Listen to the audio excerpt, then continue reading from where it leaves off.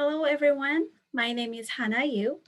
I'm a professor at the psychology department at the University of Utah Asia campus. So today, we'll discuss one of the topics within developmental psychology, the development of knowledge about others' mental states. As social beings, we humans engage in tons of social interactions and social relationships. When we interact with other people, one of the important and fundamental abilities we need is to understand and infer what other people think, want, or believe. Then, how do we know what others think? We grown-ups use social cues and observe others' behaviors to infer what others think, believe, or want. For example, you observe that your friend chose sushi over steak when he ordered food. Then you can infer that your friend prefers sushi, right? You can infer his mental internal states. You can even predict that your friend will choose sushi next time he orders food. So this mind reading ability is quite natural for us grown-ups, right? But how about children? Do they have this mind reading ability? How do humans develop understanding of others' mental states? And when is the beginning of this ability? These are questions for today's lecture. So, social cognition involves how we perceive, think about, and attend to other people, and how we use this information to interact with others. Among various aspects within social cognition, this lecture will specifically focus on the ability to understand others' mental states, such as thoughts, beliefs, intentions, or desires. So we'll look at how the ability develops in childhood and how psychologists measure the ability among children and infants, and what factors influence the development of the ability. So, theory of mind is an understanding that people have different mental states and their mental states guide their behaviors. So this is an understanding that other people can have mental states that are different from your own, and their behaviors are influenced by their mental states. So this is an important human ability because it allows us to reason about what makes people behave in a certain way. So infants, children, and adolescents must develop theory of mind. They need to develop an ability to interpret others' mental states. Then why is it important? First, theory of mind helps children make sense of their social interactions. This is a tool to understand others' intentions, goals, and motivations. So for example, theory of mind allows children differentiate intentional behavior from accidental behavior, or truth from pretense or deception. So children can have better understanding of the nature of their social interactions through theory of mind. Second, theory of mind allows children to react to social interactions in a proper way. When children understand others' mind, they can adjust their actions based on others' response as well, and they can set appropriate goals for their social relationships. Therefore, the development of theory of mind helps children interact with and cooperate with other people successfully. As you know, in order to work together with other people, you need to know your own goals and others' goals, and you have to understand the difference between these goals. So theory of mind helps this process and allows children to negotiate and communicate with other people. And psychology research has found that autistic children with autistic spectrum experience some delays or deficits in developing theory of mind. And this is why they have difficulty forming social interactions. They are unable to understand that other people have mental states different from their own. Then, what would happen if children don't develop theory of mind? Without a well-developed understanding of other people's mental states, children are at risk of assuming that everyone else has the same thoughts, beliefs, and intentions and as their own, so they would have difficulties interpreting social interactions correctly, and they may have difficulties in social understanding, social functioning. Then, how does psychology research tell us about developmental patterns of theory of mind? First, we can find some precursors of theory of mind among infants, and these are universal.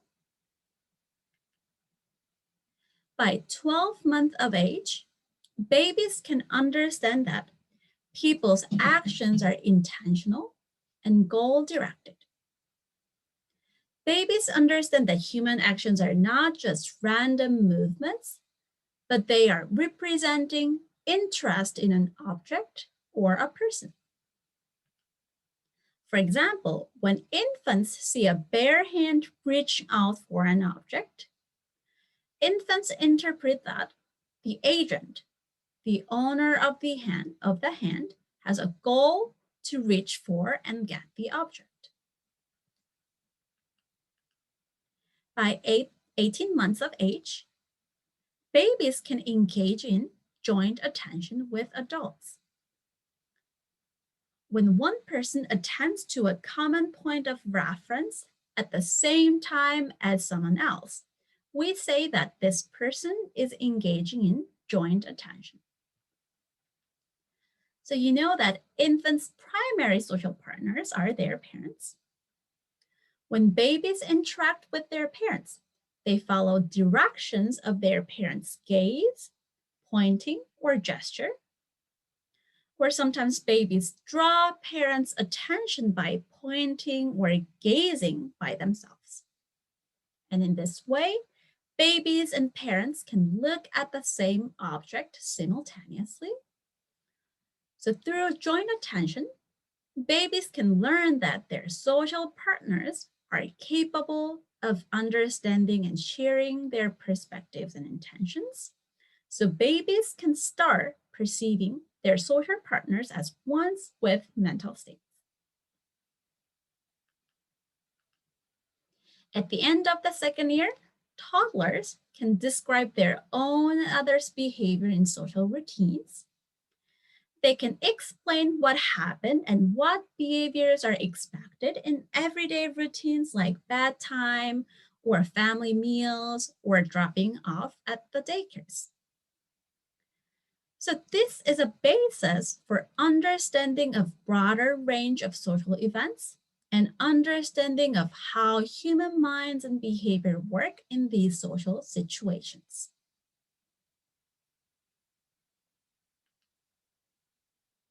After toddlerhood, children show rapid development in the theory of mind ability. So developmental psychologists have used a set of tests to assess children's theory of mind. And through extensive research, psychologists have found that most children go through a certain order in developing theory of mind. And this has been confirmed in research studies across different cultures in different countries. So children first develop a desire theory of mind. Around age of 3, children understand that other people have desires, wants, or preference that are different from their own, and people act in ways that are consistent with their desires. This can be assessed with this simple task. So you present a child what this child prefers, for example, a cookie, and what the child doesn't prefer, but another person prefers, for example, a carrot. Children who developed desire theory of mind would understand that other people can have desires that are different from their own. So if you ask this child what this another person who prefers a carrot will choose between a cookie and a carrot, the child with desire theory of mind would say that another person will choose a carrot, even though this is different from their own preference. However, children without desire theory of mind ability would think that other people will have the same desires as them.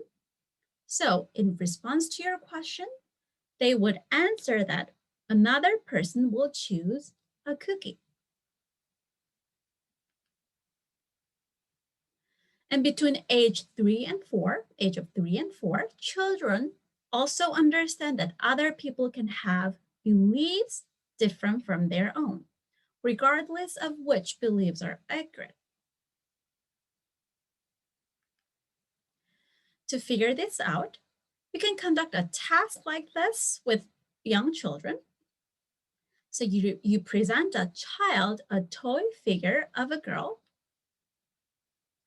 and drawings of bushes and a garage. And you say the following to children. So here, I'll act as if I'm talking to children, okay? Here is Linda. Linda wants to find her cat. Her cat might be hiding in the bushes, or it might be hiding in the garage. Where do you think the cat is? In the bushes or in the garage?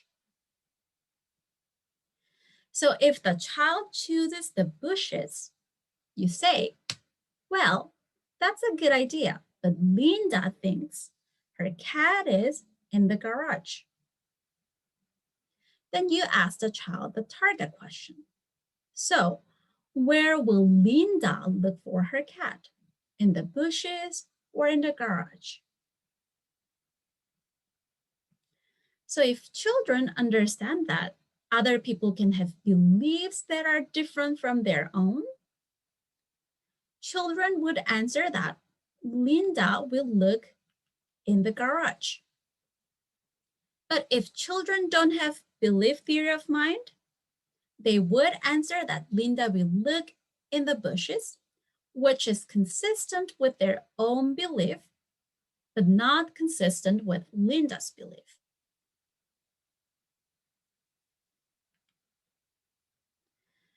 Around 4 to 5 years of age, children understand that something can be true, but someone might have different belief about the truth.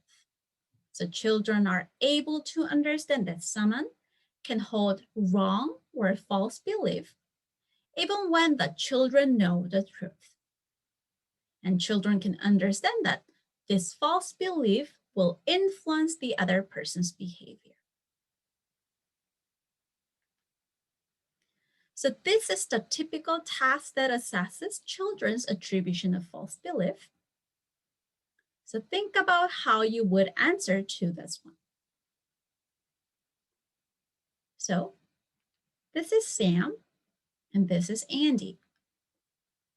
Sam puts some chocolate in a blue box and goes out to play. In his absence, Andy moves the chocolate into a green box. When Sam returns, he wants his chocolate. Where does Sam look for the chocolate? Okay, so what is your answer to this question? As a grown-up, you understand that others can hold incorrect beliefs that are different from your own, and these beliefs can influence their behavior. You understand this. So you would answer that Sam will look for the chocolate in the blue box, although you know that the chocolate is actually in the green box now. You also understand that Sam has a false belief because he didn't see that the chocolate was moved while he was gone. Psychology research has found that children between the age of 4 to 5 will answer the same, but children under these ages will answer the opposite. Younger children would say that Sam will look for the chocolate in the green box. This is because young children don't understand that others can have false belief about a situation, so they would answer according to their own belief, which is a true belief about the situation. So this is typical false belief task. So during early childhood, children develop theory of mind, and this takes some time and social experiences. Around age of 3, children understand that people can have different desires. Then they understand that people can have more interpretive and less obvious mental states, such as beliefs. By 4 or 5 years of age, children understand that others can have false beliefs. So having a well-developed theory of mind allows children to understand that others' behaviors are products of their mental states. Therefore, with theory of mind ability, children are able to explain others' behavior as well as predict others' behavior, which helps them successfully engage in their social interactions. However, some researchers argue that if we use proper measures, we can even assess young children's or even infants' theory of mind. Because infants cannot talk, these researchers measured infants' ability by observing their looking behavior. Specifically, researchers showed infants different events and measured the amount of time they spend looking at each of them. Researchers used the principles that babies tend to look longer at events they find surprising.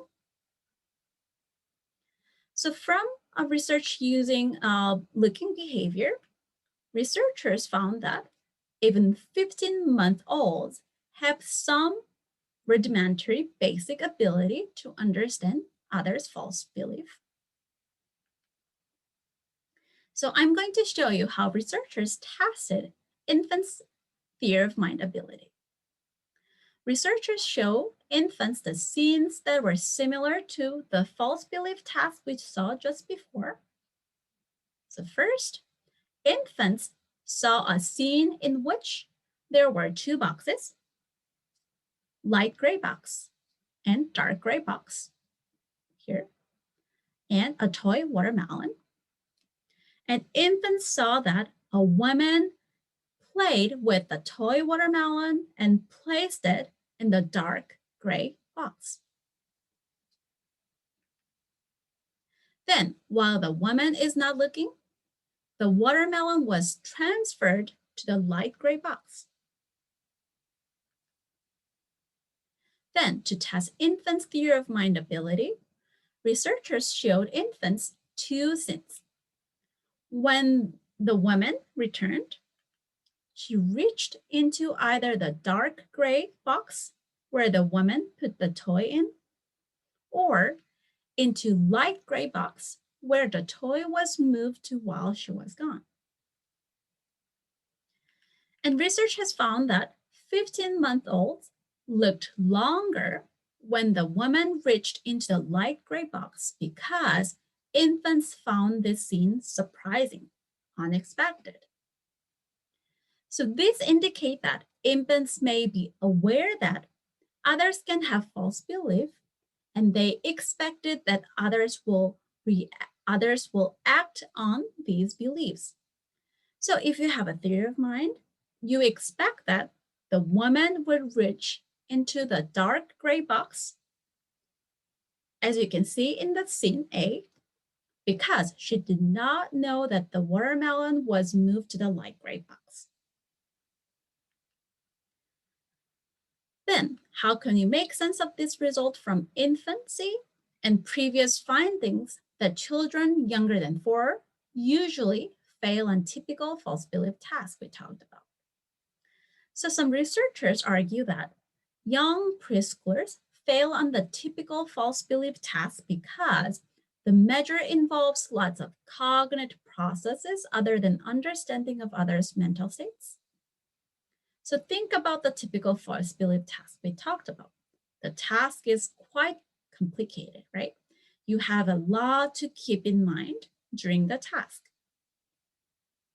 So from current research findings, it is secure to say that even infants have some basic understanding of others' mental states, and this ability develops rapidly during early childhood. But research is still ongoing, and researchers are trying to connect the theory of mind ability in infancy and the abilities during preschool years.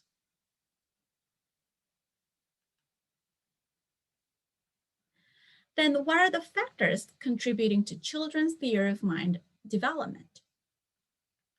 First, language development.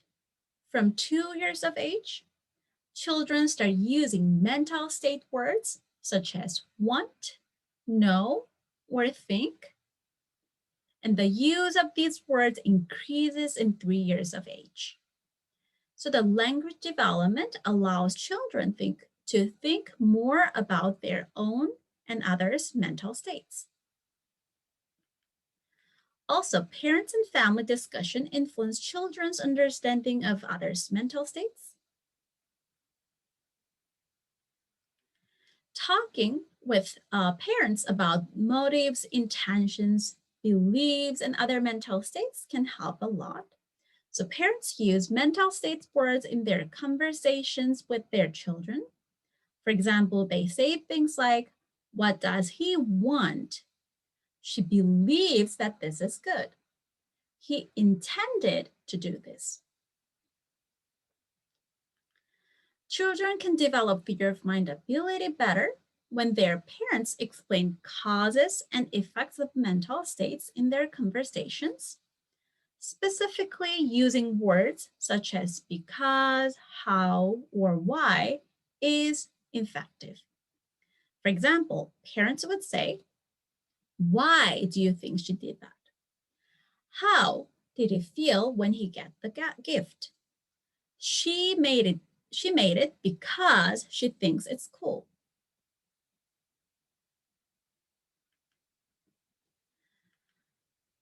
Interaction with siblings and peers influence theory of mind development as well. So having older siblings can promote younger siblings' theory of mind ability.